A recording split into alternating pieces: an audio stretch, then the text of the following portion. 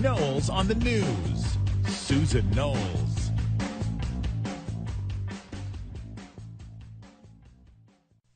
And welcome to another edition of Stand for Truth Radio. I'm Susan Knowles, and this is Knowles on the News. We're going to talk about a lot of different things today, as we always do. And there's always a number of things that we have to talk about, unfortunately, these days. And this is no exception. As you probably already know, there was a terrorist attack. And no, it wasn't a domestic type situation or employment type situation gone bad, in case, the Obama administration wants to put something out about that. Wasn't a workplace violence type situation. No, this was a terrorist attack. This was full on 3 people they have so far. I don't know if there was a 4th person. Some people say there may have been, and then maybe that person got away. I don't know. But we're talking about 3 people in suicide vests that go into the Istanbul, Turkey airport and basically start shooting. And it was amazing to watch. I watched some video that purportedly, came from the airport, and it was just amazing to watch. I think this one terrorist had gotten shot by, I would imagine, the security force there in the airport. And you can see him fall down, and the rifle that he has, some type of assault weapon, goes flying across the floor. And I was thinking to myself, the first thoughts were, as an American, right? I'm thinking somebody needs to get that weapon and make sure he doesn't have access to it. Because when it goes across the floor, if he gets up or he can slide across the floor, he's going to take more people out. And so as I'm thinking that, I'm watching the guy who shot him not really move and not do anything. And I'm thinking, well, are you thinking that maybe he's armed with another type of weapon, and therefore you don't want to, get close to him, you don't want to go get the rifle?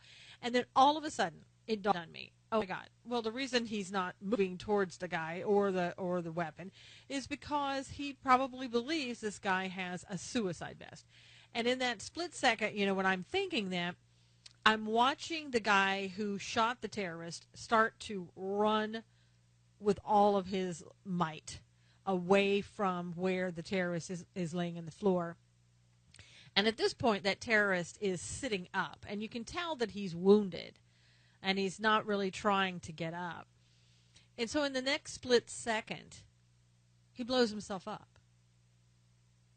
I mean, it was horrible to watch. I posted that on my my Facebook page. And by the way, I have a public group. If you would like to join, just give me an indication that you would like to join. Just go there, like the page, and then I will approve of you being in that group. It's called Stand for Truth Radio with Susan Knowles. And again, it's a public group.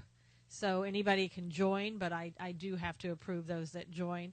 I would like for you very much to be in that group and to post what you see, what is pertinent to you, what is important to you, what is interesting to you in today's news and politics and what's happening.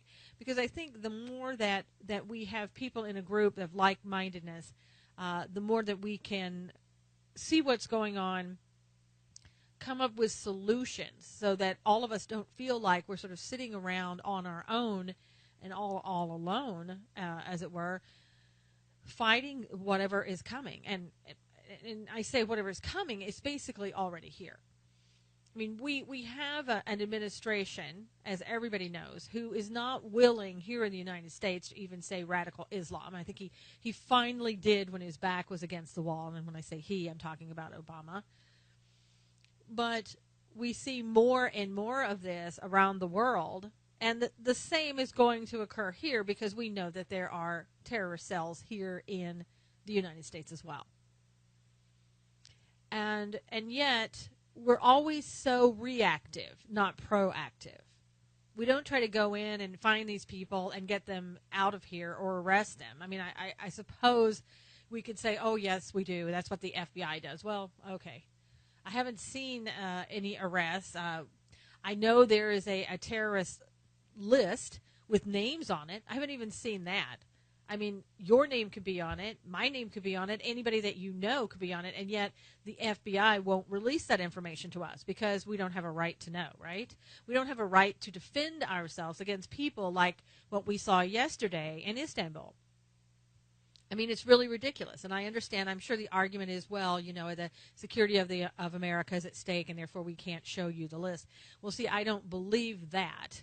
I think that's an excuse and the reason that they give, but I don't think it's feasible in this example, in this case. I think people need to be told if they're on a list so they can decide what they need to do.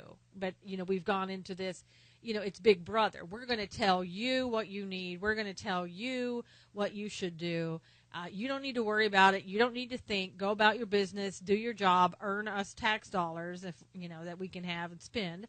And we'll take care of you, quote unquote.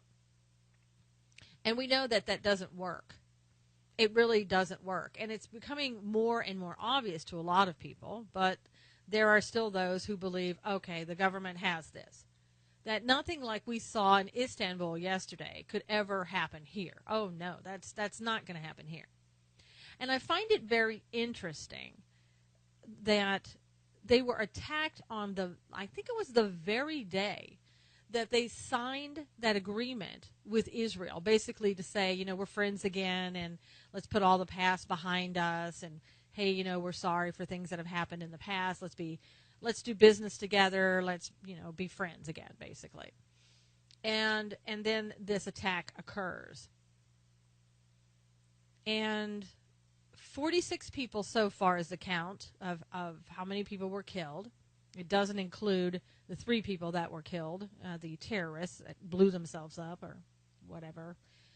And I think there's over 200 people that were injured. I mean, just look at that.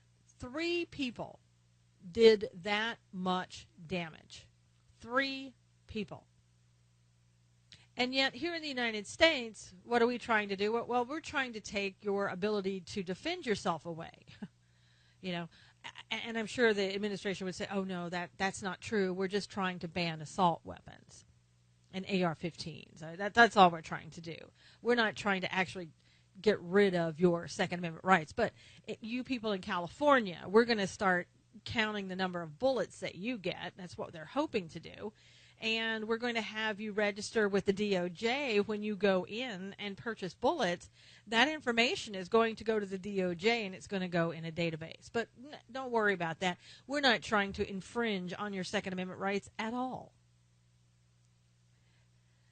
And people will believe it, and people do believe it. And it is really concerning because so many people that I talk to in California, they don't believe that anybody's trying to take guns away. They have no clue. They just think that, no, there are protections that need to be put in place. These are reasonable protections. This will keep us all safe. And it's not about taking your guns away. You're just being silly when you think that. And so, I don't know. It probably has a very good chance of passing. We've already got the point where we can only have a certain amount of bullets in a magazine. So what's the next step? Putting a lock on the gun and taking it away. I mean, we already have to lock up our guns and put them in the trunk if we're going to transport them. You can't have, most people, can't even have concealed carry. I mean, you might as well be walking around with a target on your back in California. And I know a lot of people, again, they always say, oh, that's California, crazy California, that's how they are, blah, blah, blah. And again, I want to make the point that things start in California and they sweep across the nation. And I know you're sitting there going, well, that'll never happen in my state. Well, things are happening in your state that you never thought would happen. And it's becoming more and more so. And it's going to be more and more so as the progressives ramp up what they're doing. They see an opportunity and they go for it. And, getting back to the terrorists, What we have our AG coming out here and basically saying, oh, if you would just treat them with kindness and respect and love and cuddle them, they're not going to hurt you. And while they're saying that, of course, bodyguards all around, Secret Service, staying with them 24/7. Yeah, you can be kumbayaing them all you want because you're protected. We, the American public, not so much. Again, we, the American public, don't even know if we're on a list that the terrorists have put us on because they want to get rid of us. We don't even know that because we don't need to know that. I mean, we're going to stop you from getting certain type of guns. We're going to stop you from, we're going to have you register your bullets. Hopefully, that's what they want. And that's them saying, hopefully, not me. And we're going to continue to do everything that we can to prevent you from taking care of yourself. But don't worry. We've had a lot of budget cuts. We've laid cops off, right? So if there is an emergency, before it took us, 10, 15 minutes to get there, we'll be there, maybe 20, 25, 30, but we'll be there. Don't worry about it. It's not their family, so why worry about it? In the meantime, you can sit there and perhaps you can talk to these people and just tell them how great they are, and they're looking so good today, and that you really appreciate what they do. And I'm talking about people who are the terrorists or whoever trying to break into your house or whatever is going on. I mean, it's ridiculous. It's absurd. And we all know that. And it's not getting better. It's getting worse. And each and every day we see how we are impacted by our government, the decisions that they're making to basically take away our rights to protect ourselves. And as we just sit here, because, more and more people, before there were a number of us who understood what was going on. There were a number of us that, have been around a while. So what it used to look like. You know how we used to protect ourselves and the rights that we had. But now you have people millennials today and those younger, who believe that, you just don't like people because they're not white, or you don't like people because they're not American. I mean, that's what they've been taught in school, that we in America are all hate mongers and we don't like anybody coming into this country. We want to keep them out. When everybody knows, and I say everybody, I'm talking about those people over 40, we love immigrants here. We love legal immigrants who want to come in and become a part of this country, want to become United States citizens because they love the country. Not because of, we want to come in and destroy people in this country, or we want to wreak havoc, or, whatever. We want to change the country. That's not the people that we want here. We don't want illegals here, and we don't want people here that want to do harm to this country. But our government, on the other hand, has an agenda, and they're perfectly fine with bringing people in that want to change the dynamics, and here's the word, transform this country. Well, I tell you, we almost don't need those people now because this country has been transformed. I mean, really, when you have laws that say you can go into any bathroom you feel like going into, regardless of the safety issues that may occur with a child, a woman, anybody else in a bathroom that may be harmed by somebody who wants to come in and do them harm. Somebody of the opposite sex, somebody who just says, I'm going to dress up like a woman today and go into the female bathroom, and there's nothing you can do about it. And again, we all know this has nothing to do with transgenders. We know that. And yet we are every day sort of trying to shamed into, you just don't like transgenders. Transgenders have been going into the bathrooms for, I don't know, forever. It never was a problem. But now you open it up to people who want to do harm, heterosexual males who have been waiting for this opportunity, and you're going to have problems. And yet, your ability to protect yourself and defend yourself is those rights are being taken away from you. And it's not little by little anymore. It's right in front of your face. And many people have been so convinced that there's nothing wrong with that they continue to allow that to happen. And why do they allow that? A lot of people are getting everything, quote unquote, that they need from the government. They're getting all kinds of money to, you don't need to work. You don't need to do anything. We're here to take care of you. We're just going to keep piling that money on you. And the only thing that we ask is that you don't think. And it's like, okay, gotcha. I don't need to think. I'm just going to go ahead, let you do whatever you want because you're being so kind to me now. You're giving me all kinds of money and everything that I ever want. I don't have to work. I can sit and do whatever I want, and you're just going to keep sending me money. And you know what? Go ahead. I guess I don't really need a gun. I wouldn't pay for a gun anyway, right? I got all this money. I'm going to use it for whatever I want, and so. You government, you take care of me, and we'll have a good deal here. I'll rake in the money, and you just take care of me and tell me what it is that you want me to do, and I'll be certainly glad to do it. That's kind of like where we've come. I know it's a bit of an exaggeration, but my gosh, is it a bit of an exaggeration? Is anything a bit of an exaggeration anymore? I mean, did you ever in your wildest dreams think that you would be at a point where you heard an AG say, oh, just give him a kiss and a hug? I know she didn't say those exact words, but just let him know that you care. And if they want to blow you up, well, they're people too. And a president who can't even say that this is going on, that we have radical Islamists who want to kill us. And some people would say that's all that believe in the Quran. That's not radical. That's what they're taught.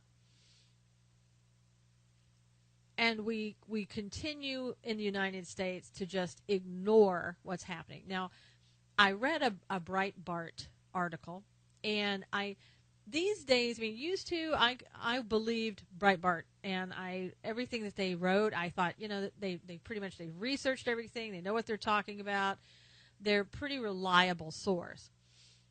And, as this election approached, they were all in for Donald Trump, to the exclusion of everyone else.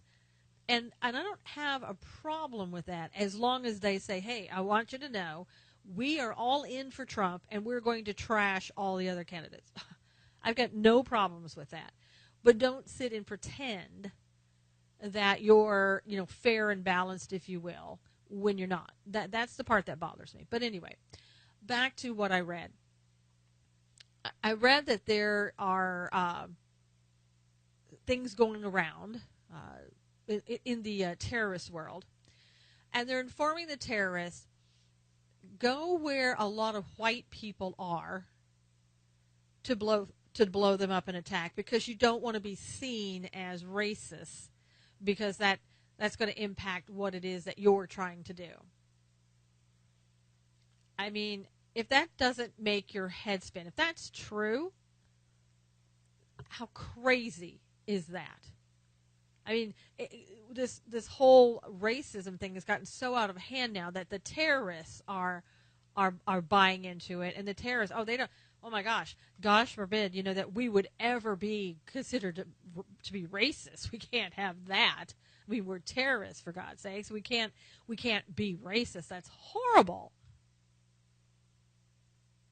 I don't know if you're like me. Some days you wonder, is this all an illusion? Is this for real? Because it's so bad. Things that are happening in the United States and around the world, you just can't believe that it's all really true. And yet, it's all really true. It is happening. We see it. People are dying. And each and every time something like that happens here in the United States, again, instead of being proactive, We're reactive. And the only proactive that the left seems to be able to muster up is, oh, we got to take away your guns, or we have to infringe on your Second Amendment rights. And look for that to get much worse as things around the world and in the United States with terrorism and other things that are happening tend and will, I believe, get much worse. Switching gears a bit, I wanted to talk to you about something that I saw. I read it in WND.com is where I actually saw it. And it was an article about this Air Force colonel. And he seems to be the type of guy who, at first glance I read it and I thought, oh gosh, this guy's maybe getting a bum deal as compared to everybody else. But anyway, let me tell you a little bit about what this article was about. There is an Air Force colonel who is being tried. He has a trial coming up in August because of adultery. Now, you may think, what? Well, in the military, that's still illegal. You can't commit adultery if you're married, especially if you're an officer. You're going to be dinged for that. Well, it just so happens that this guy is being accused of a lot of other things, like rape and groping women and just really disgusting things. So I think the adultery part is the least of his worries. But the reason I bring it up, his attorney came up with a pretty interesting theory. Since we have same-sex marriage now and that's legal, he's looking and taking the approach of, okay, you're saying that I committed adultery. The definition of an adultery or of adulterer is that it is having sex with a man or woman, somebody of the opposite sex, while you're married. Okay, well, by definition, he says, that does not, it excludes gay people, right? Because the definition doesn't talk about same-sex type, activities, right? Sexual activities. So it could only be that if you are having sex while married with somebody of the opposite sex. There you go. That puts it kind of plainly. And he's saying that's a violation of my 14th Amendment of equal protection under the law, because you're treating me differently than you are everyone else. And, we all knew these type of things were coming, because when you pass laws for one particular group of people, the other group is going to say, well, what about me? And those people, I don't know, I don't really watch the show, but like Sister Wives, where the one guy's married to, I think, 4 different women and all that. Why now is that not okay when you have same-sex marriage?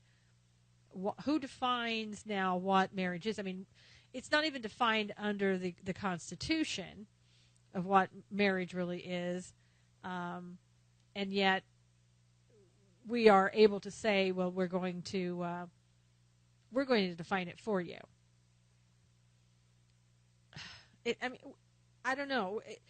Anything and everything is coming down the pike. Let's just put it that way. You're going to have more and more people coming out and saying, well, they're doing it, why can't I do it? Why can't I do it? Or you're allowing marriage between a man and a woman and the same sex, why can't I marry a tree? So all of that is coming. And it's a matter of, what are we going to do with that? Well, I don't know. Looking at the Supreme Court, I think we're probably going to do a lot with it. I really do.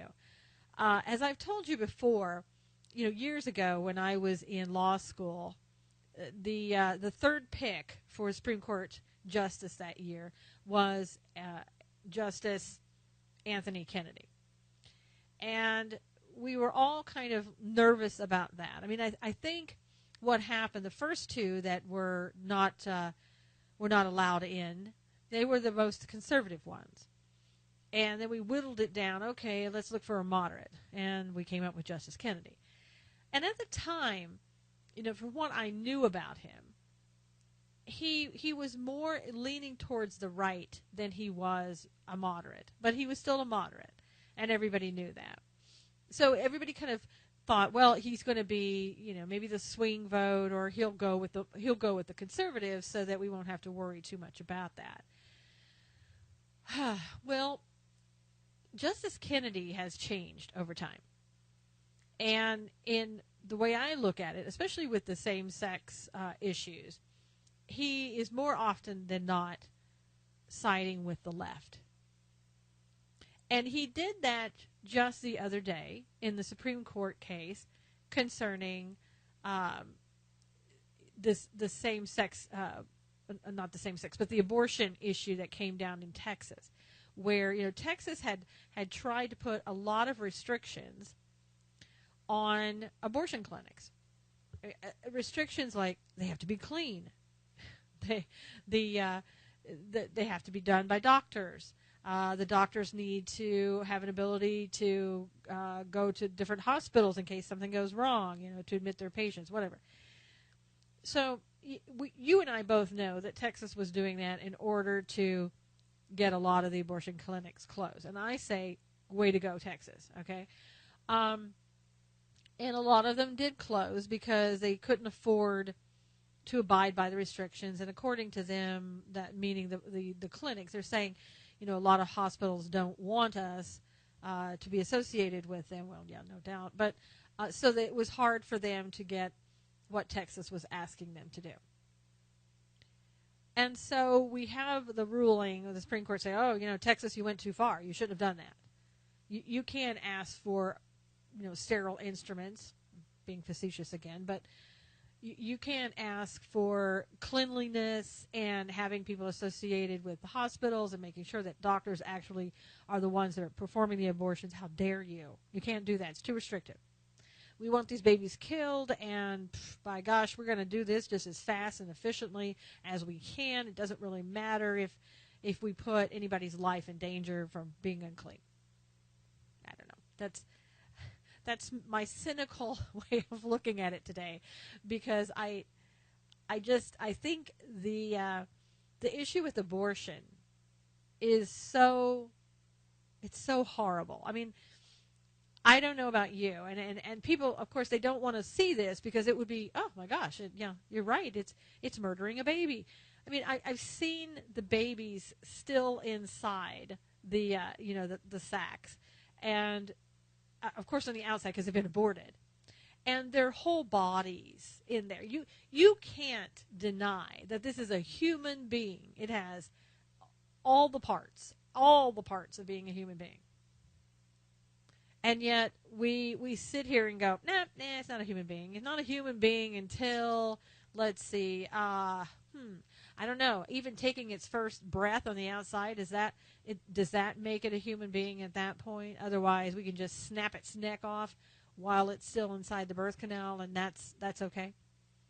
I mean, I hate to be so graphic, but we've for years we've sat back and we haven't been graphic at all. Oh no, we can't even talk about the abortion issue because we might offend someone who wants to have an abortion, or God forbid, it may sound like you're judging them. Nobody's judging people who have abortions. I hope that those people would go in and look and see their baby before they make that decision, or they decide to, instead of having an ultrasound, they decide to put their baby up for adoption. I mean, it is a life, and I don't know how long we can keep denying that this is a life, and I think we can probably keep denying it for a long time, because that's what we do every day. We just deny, and every day. And I'm not the one saying this. Look at Dr. Alveda King. More black babies are killed by abortions than they are by anything else, basically. So, for all the black people out there who are worried about racism, are you not worried about this? Are you not worried about the fact that your population is dwindling because of the fact that so many women are aborting their children? Oh, they're blobs of tissue. Sorry. I don't know how we can be okay with it. And I know you're not okay with it. I'm not okay with it. I do know that when I was in my 20s and earlier, I do know a lot of books. I remember one book called Our Bodies, Ourselves, something like that. And obviously it was a very feminist type book. my mother wouldn't let me read it. Thank you, Mom, for not allowing me to read that book. But of course, I would sneak it and read parts of it when she didn't know that I was doing that. And in the book, everything was about, you, me. You have the right, this, that, and the other. Everything is about you, and the whole world and the universe, centers around you. So you don't need to worry about a little thing called pregnancy. You can just get an abortion, and then that'll take care of it. And thank God I was never put in a position that I had to be faced with that. And who knows what I would have chosen to do during that time, because everything was out there to convince you that this was not a living, breathing organism, that you had a right to your own body and nobody could tell you what to do with your body, and therefore you had a right to just abort the baby. And yet today, I know when I posted on Twitter, the fact that Texas the law had been overruled. A young woman, probably, if her profile picture is adequate or accurate, if that's really who she is, she was obviously a very young woman, probably early 20s, and her reaction was, hell yes. Like, well, of course, of course it's going to be overturned. Of course I'm going to be able to have an abortion and do whatever I want. And yet it's just so sad to see that type of reaction. We really are becoming a culture of death. We have now assisted suicide is legal in California and other places. Where it's not anymore, it's not about trying to save, it's about how can we get rid of one in certain aspects of our culture. And it's just, to me, it's so sad to see. And it was really sad for me, not surprising, but just sad for me to see that Justice Kennedy went along with the majority and said, Texas, we need to overrule what you did. And I don't know. I mean, we went from, back room, and this is literally, back room in the 70s, getting an abortion, knitting needles, and, not to be too graphic, but, to now we are saying, you don't even need to have a clean room, just go for it. Just whatever you got to do. Just do it, put a Band-Aid on it, let's go on. And it's, to me, it's just something that every day really bothers me. And I think a lot of women, again, when they're younger, they are just so brainwashed with, it's your right, go ahead and do it. Don't let anybody tell you what to do with your body. And while I believe that other people shouldn't tell you what to do with your body, you made that decision in a lot of cases. You made that decision, to have sex. And you know what? There's a responsibility. A woman can't get pregnant on her own unless you go to a clinic, with some type of in vitro or whatever. But let's just say in the usual course of things, she can't get pregnant on her own. It takes two. So both people are responsible. And both people made that decision. I saw some people saying, women, you should, cross your legs and not have sex. Well, okay. Then now tell the young men that they should not have sex with women who are not ready to have children, and if they are not ready to have children. And use birth control if you're going to have sex. I mean, come on. It's 2016. If you're going to do that, then be responsible enough to use contraceptives so that you won't have to make the decision of whether or not you should take the life. And I want to say that I can't even believe I hear myself saying words and I can't even believe it. But you're not putting yourself in a position where you're going to have a life. I don't know where our culture has come, but for a lot of people, it is not a good thing to see. It is not a good place where we are. And it just keeps growing darker in a lot of respects each and every day. We have minimized or eliminated God in a lot of respects. We don't have God in schools anymore. We don't have God in politics really anymore. Where do we have God? Well, at the DNC, the Democrat National Convention, they denied God 3 times a couple of years back, right? So where is God? Where is the place for God? Well, if you're New Age, there is really no place for God because you are your own God. You have replaced God, and I've had a lot of guests on my show with technocracy and transhumanism, and they're trying to become gods, right? So you're not looking for that single higher power. You are that higher power, and you're trying to create more of that, and so that you can become God. It's just, gosh. Again, how did we get here? Well, we got here because, number one, we assumed that somehow children were born with the DNA to know all this stuff, that we didn't have to say anything or do anything, that they somehow came out of the womb and they were ready to go, right? That we didn't have to take them to church, that we didn't have to teach them the Bible, that we could allow the schools to deny God and to not teach God, but they can teach about anybody else's religion. That's okay. And we didn't have to spend time with them because somehow this was innate and they just knew that. And as we find out, that's not true.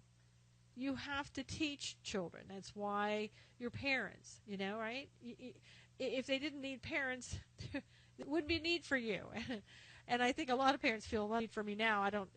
I'll just let the kids do whatever they want and they'll figure it out. And they're not doing that. And we're seeing that. And I'm being a little bit, facetious there. But people are not figuring it out. Children are, for the most part, just kind of wandering around going, what do I do? And they need parents to come back and be parents and spend time with them and tell them about the importance of God. If we don't start teaching our children what we want them to know, we complain about how things are going, but it's not going to change. It's not going to be any different unless you do something different. And that means deciding what it is as a parent that you want to do, deciding what it is that you want your children to learn, and then, having a plan and sticking to it and saying, I'm making this commitment and this is what we're going to do. And I'm going to teach my children right from wrong. I'm going to teach my children that you just don't go along with everybody else just because they're doing it. And we hear that all the time. And when it comes down to it, a lot of peer pressure and parent peer pressure, we say, okay, well, I'll just give in. And you can't give in, because what's happening now is years and years and years of giving in to progressive peer pressure. And this is how we've arrived at where we are. This is how we are able to look at films in regards, to body parts, baby body parts, and go, it's okay. Because Planned Parenthood, they do such great work. They hand out birth control. So we're willing to kind of say, I'm all right with that. Or I do think women ought to have a right to an abortion, and so therefore that's the best way to do it, and I don't have to be involved. My hands are clean. When they're not. When all of us suffer because of what happens with abortion. All of us suffer. And those who are Christians know, we can't stay silent because God will judge us. And I wish there were more women that, could hear this. And if you are so convinced that you should have an abortion, then you'll go and do that. But before you do, could you please just have an ultrasound? Could you please just listen to the heartbeat? And please just look at the pictures and see what it is you're doing. And with full and complete knowledge of what it is. If you make the decision then to go have an abortion, well then, you know what? I've done everything that I can do to save that baby's life. And then it truly is, it's going to be up to you, and it's going to be between you and God when the time comes. And people are willing to help you. There are organizations that are willing to help you if you decide that you want to keep your child.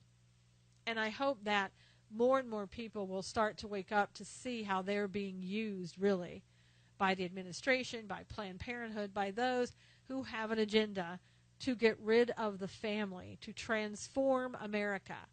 Unwittingly, you have become a part of that agenda. So I'm sure that you have heard of the report that came out in regards to Benghazi. It's been something that has been going on, this report, and gathering the information for 2 years. And it's really nothing new in a lot of respects. We know that nothing was done to help those like Ambassador Stevens and the other men who were there and fighting for their lives. The State Department, the president, nobody did anything. Everybody just went to bed and said, whatever, not my problem. And then allowed them to be killed, basically, and didn't send any support. I don't know of a time when, as Americans, we have allowed our people to die and not help them. I would say, this is pretty much a first. And we were, went out the next day, and here comes Hillary and everybody else. Oh, it was based on a video. When they knew it wasn't. We know all of that. And some people are saying, why are we still talking about Benghazi? Why don't we just move on? There's nothing to see here. We've allowed basically people to die, and we have not held anyone responsible. And we're not going to, obviously, hold anyone responsible for their deaths. This is the way it's going to be.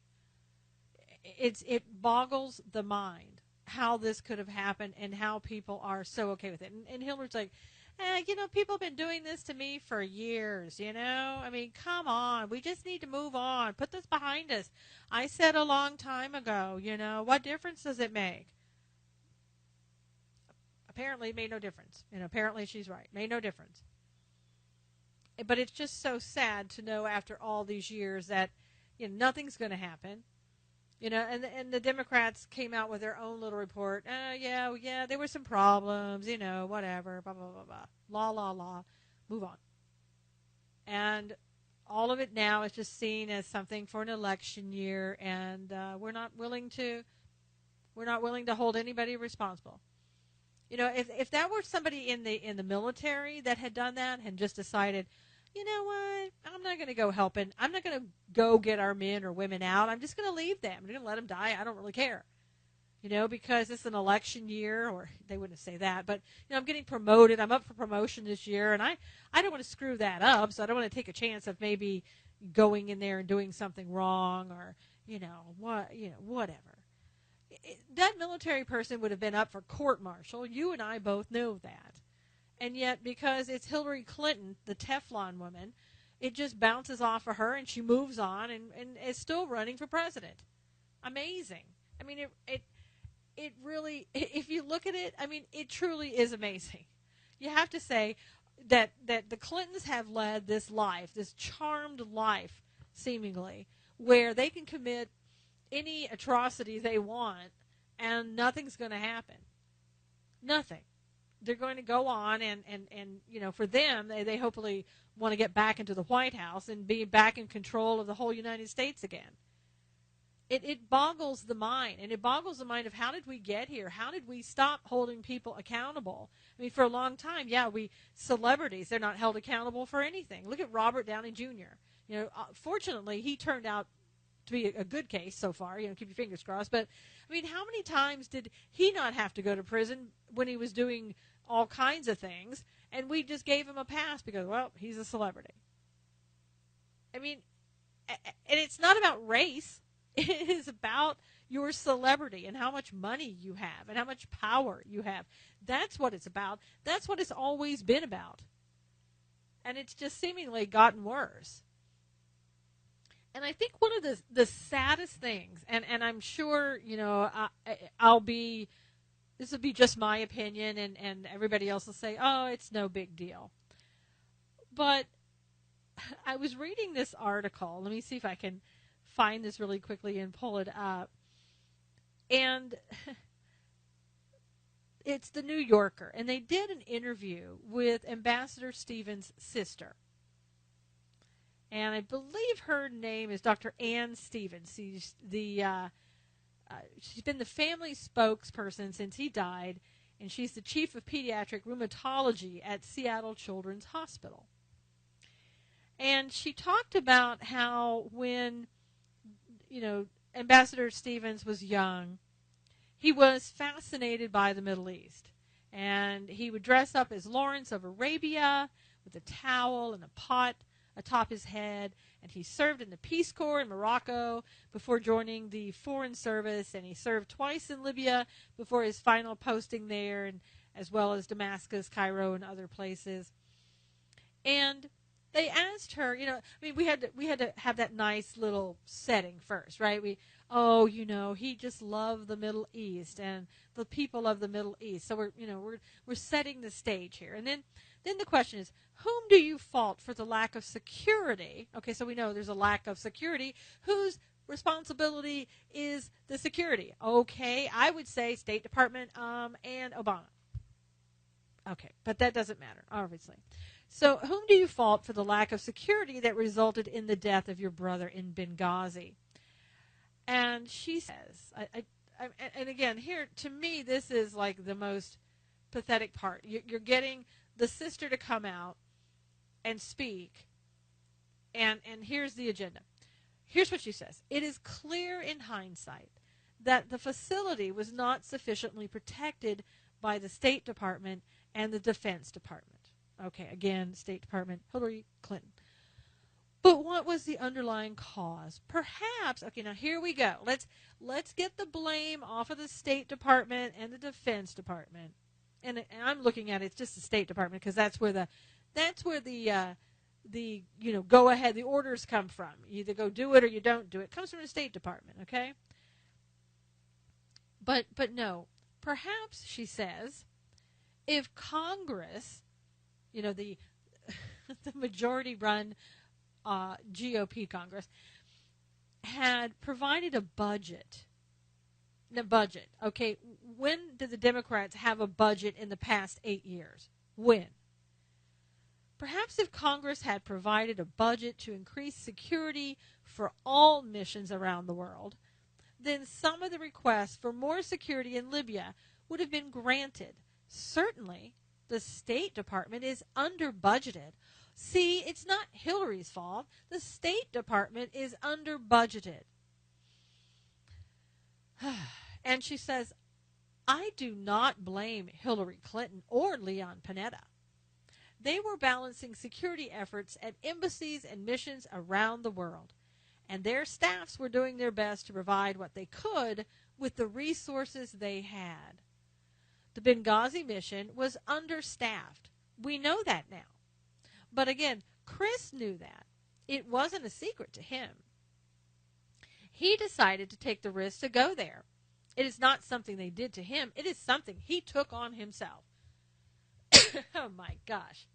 So in other words, if you're working in an area that is known to have a lot of criminal activity, and your bosses say, hey, you need to get to work, I don't really care. So if you're attacked on the way in or into your job, whatever, it's not my responsibility to provide you with security.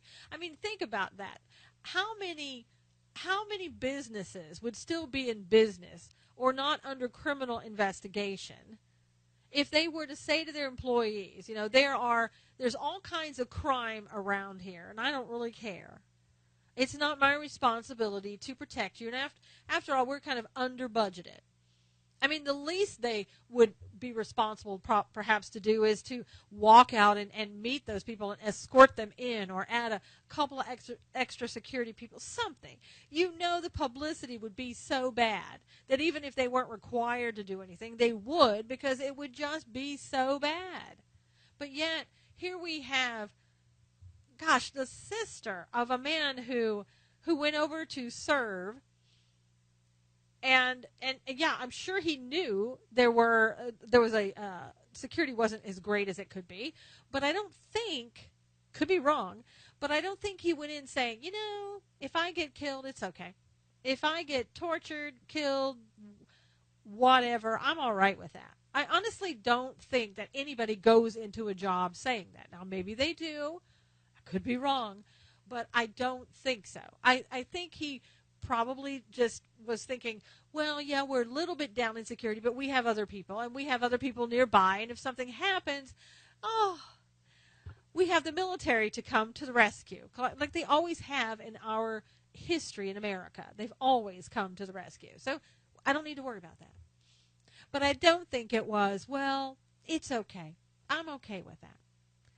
And obviously, I say obviously, I have no proof of it, but obviously his sister is a staunch Hillary supporter. Why in the world else would you come out and say, it's not Hillary's fault? You know, the State Department, they're under budgeted. And it's the Congress's fault. It's the GOP. You know, it's their fault that my brother's dead. Wow. I mean, and obviously, I guess she believes that. I don't know. And I guess the rest of the family goes along with it if she's the spokesperson. But how do you make that okay in your mind? That, you know, you have people, you have a tremendous amount of government waste, right? You have the president with the largest vacation budget in the entire presidency, no doubt. Why couldn't some of that money have been used to beef up security over there at some of the embassies? And yes, I know every president deserves a vacay. I get that. But also, you know, our people that are serving deserve to be protected a little bit more than any president deserves a vacation. Go to the Motel 6 for all I care, all right? I really don't care. What I care about is that people died that day, and nobody seems to care. Everybody's like, let's just move on. And then you parade people out, relatives of an ambassador, to say, he knew, and no big deal. And then they go on to ask her, what did you think of Secretary Clinton's conduct on Benghazi? Well, can you imagine what she's going to say before I even answer that? Where do you think she's going to go with this? Here we go. Maybe have some tape around your head so it doesn't explode, okay, when I read this stuff. This is how wonderful the presidential candidate Clinton really is, okay? She's taken full responsibility being head of the State Department for what occurred. Oh, yeah, she did, didn't she? Came out and said, oh, yeah, it's a video. Sat there and just kept that false story going when she knew it absolutely wasn't true. Yeah, her conduct was just great. Her taking responsibility was just, oh, my God. Have you ever seen anybody just take responsibility more than Hillary Clinton?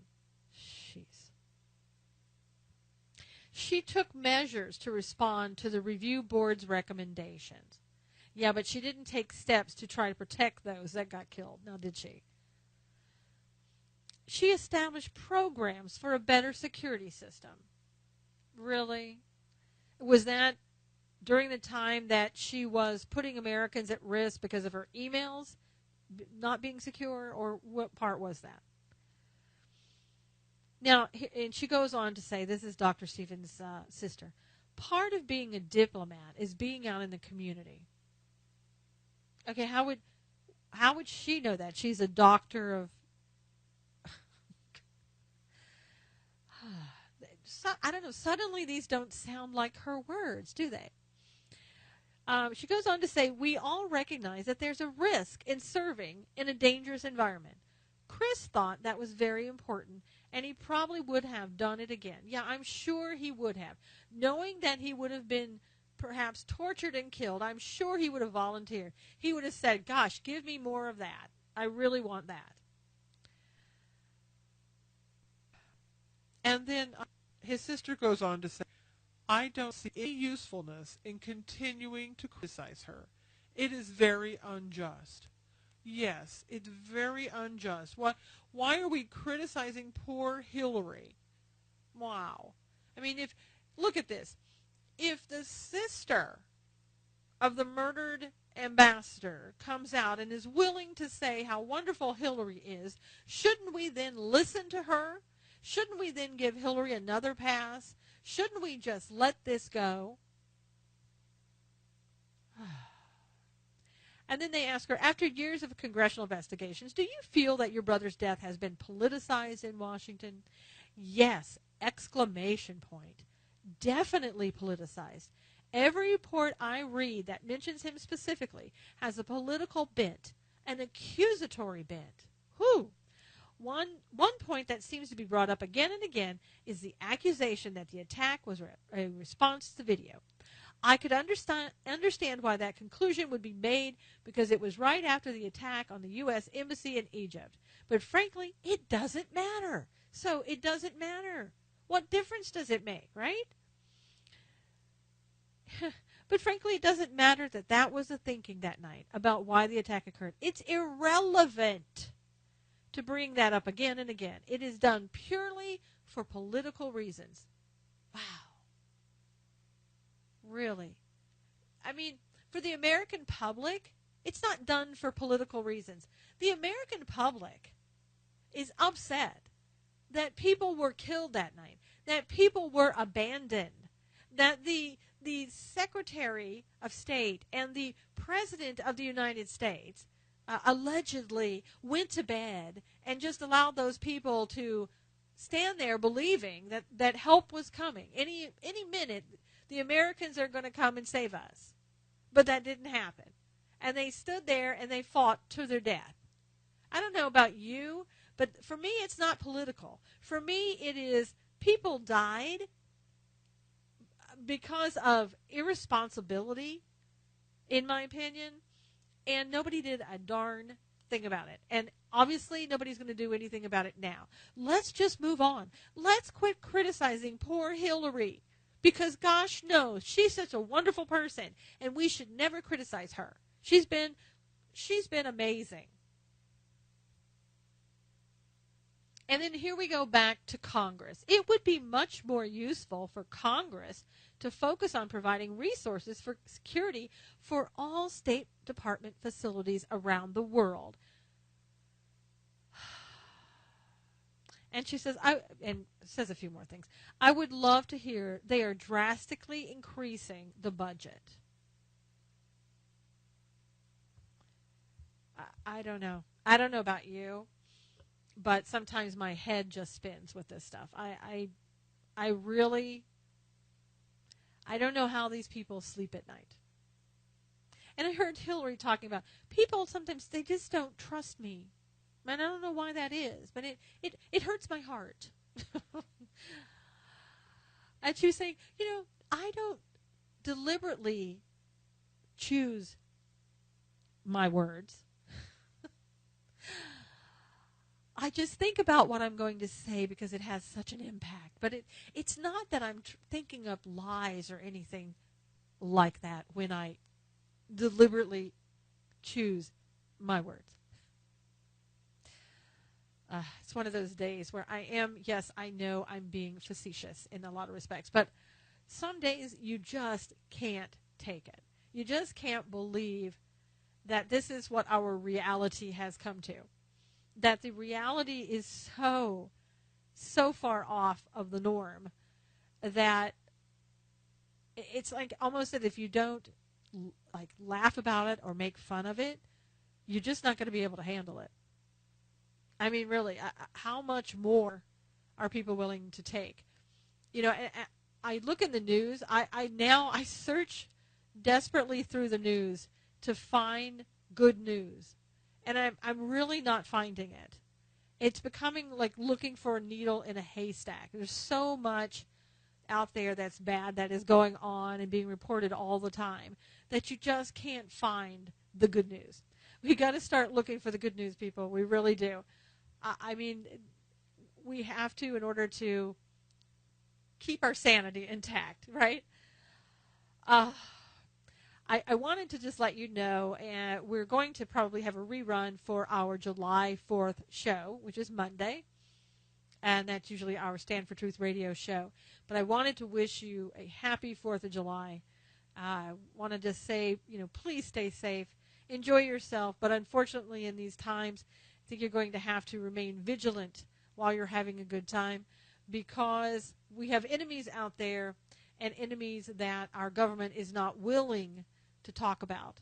So it is going to be more and more up to us to take care of ourselves. But please do have a safe, enjoyable time with your family on the 4th of July. I thank you so much for being here today. God bless you for who you are, for what you do, for coming here for our show. Take care.